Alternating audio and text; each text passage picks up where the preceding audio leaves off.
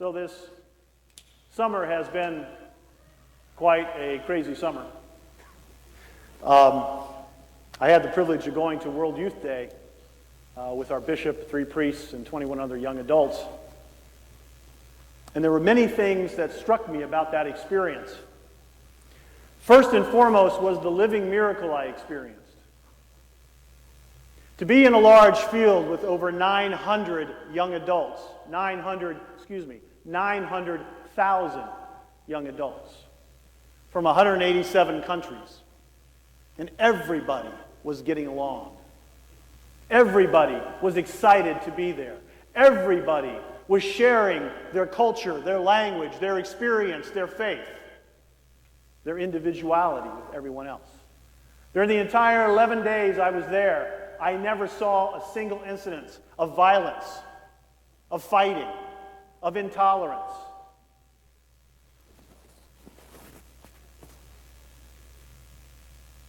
No one else on the face of the earth could do that or accomplish that except Jesus Christ. The second most moving thing for me was my visit to Auschwitz-Birkenau, the concentration camps from World War II. I was deeply moved by the size of the Birkenau camp. That was totally dedicated to the elimination of innocent men, women, and children. And as I was walking along the road of death to the crematorium, I'll never forget turning and looking at a historical marker and looking at a picture of all the Jewish men, women, and children lined up on the very same road, on the very same place I was standing, to be marched off to their deaths. It has special significance to what we are going to talk about tonight. Because what I saw in that place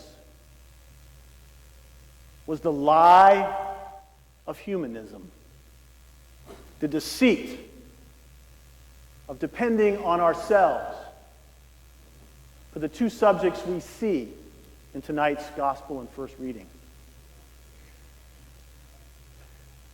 Two words come to mind when we read the gospel and when we read the first reading: humility and grace. Two words that we use a lot in our Christian lexicon. In fact, I would proposition you that we use them too much. Humility is tough. Certainly for me. Always has been. But the problem with humility, if we're really honest with ourselves, if we really face ourselves as ourselves, what's the problem with humility? It's where it's focused. We focus it on each other. We try to be humble with each other. It's kind of like trust.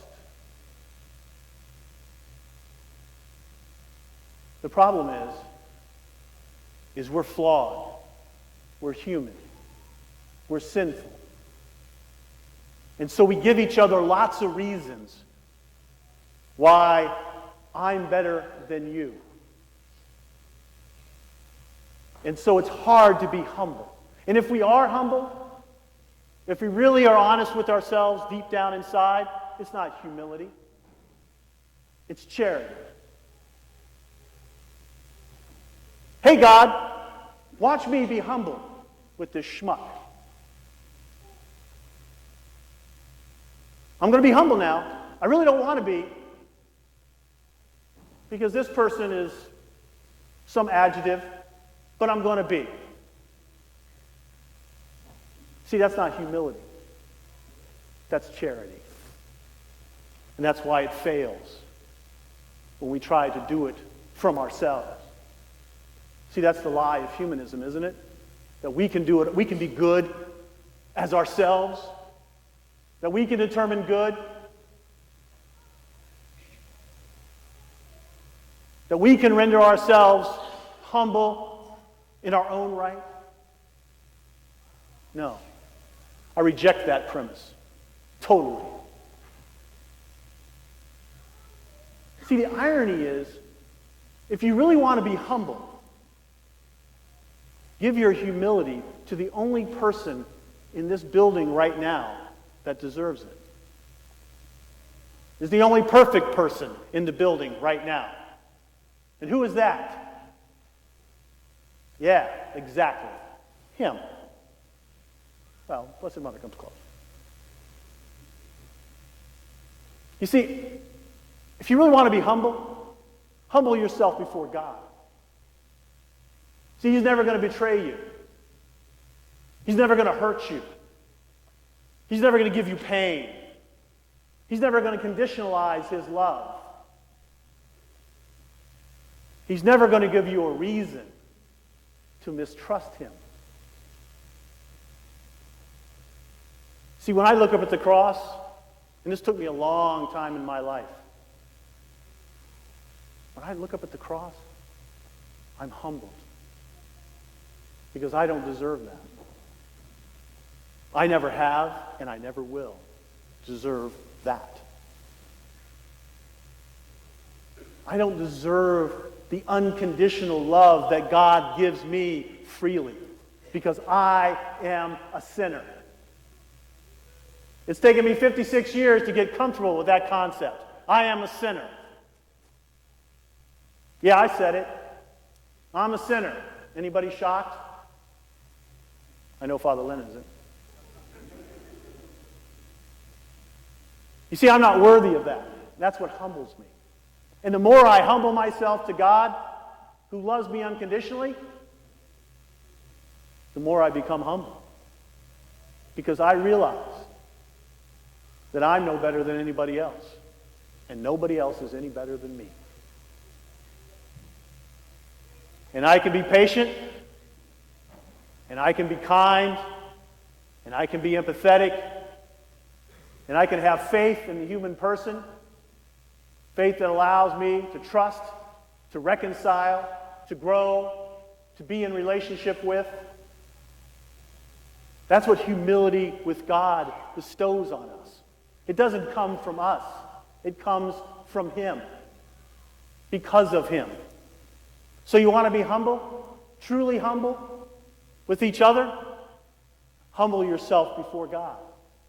That's true humility. That's what humility means. Comes from the root humus, earth, ground. Ground yourself in the one who created you, the one that knows you the best, the one that gives you that unconditional love of grace. And here we get to the gospel. The first part of the gospel, Jesus is talking about those who are invited to the banquet, to the table.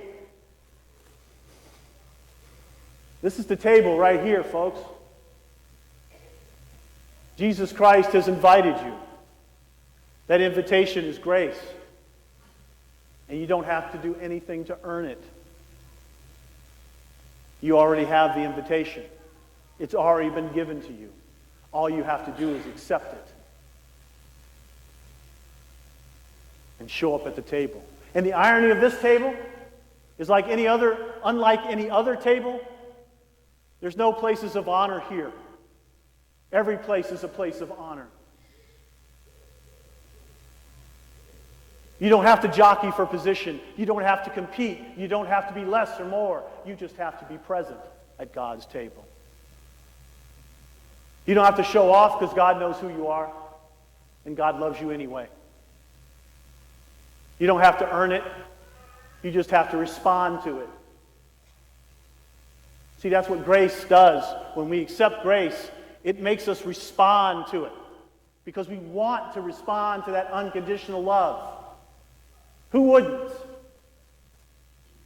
But we get scared of it, don't we? It's a little bit scary, unconditional love. Why? Because we can't control it. Because it's coming from God. We have no power over it. God's going to give it to us whether we like it or not. We can't stop it. We can't turn it off. Well, we can reject it, but we can't take it away from God. So come to the table. You've already been invited. Oh yeah, I know you think you're unworthy. We all do. And we don't trust it, do we? Because we are unworthy. But God says, hey, just come to the table. The second part of the gospel has to do with what we do with that invitation once we're here. You see, the funny thing is, we can accept God's grace and thank God that He's given us that grace freely. But then when we get to the table, a funny thing happens. Whoa, wait a minute now. What are you doing here? What are you doing here? I'm here. What are you doing here? You don't deserve to be here. You see, all of a sudden we're at the table and we think we can start controlling who shows up at the table. And God says, no. Your response to my unconditional love is to give love unconditionally to everyone else. That's the beauty of the table. You don't deserve to be here. And it is not your invitation. It's His. Your only response to it is to give it to everyone else, regardless of who they are, what they've done.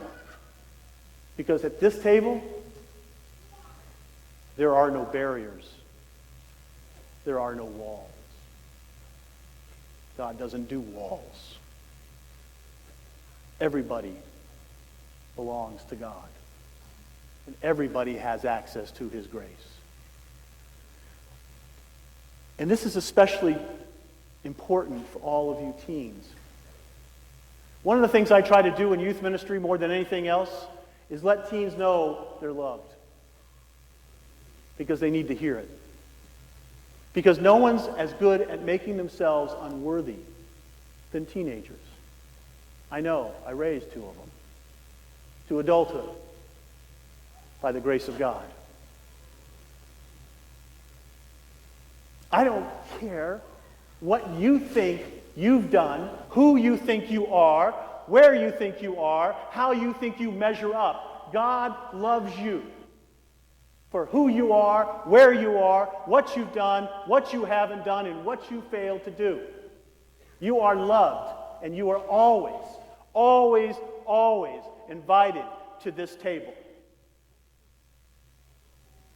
And anyone who stands in the way of you coming to this table stands in the way of God Himself.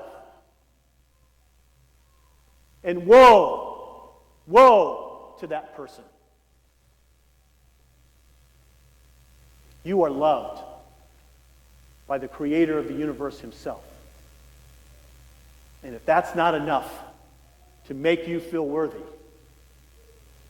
I don't know what is. I'm not worthy to be at this table.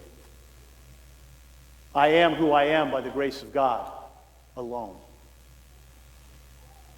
And you are who you are by that grace as well. Come to the table.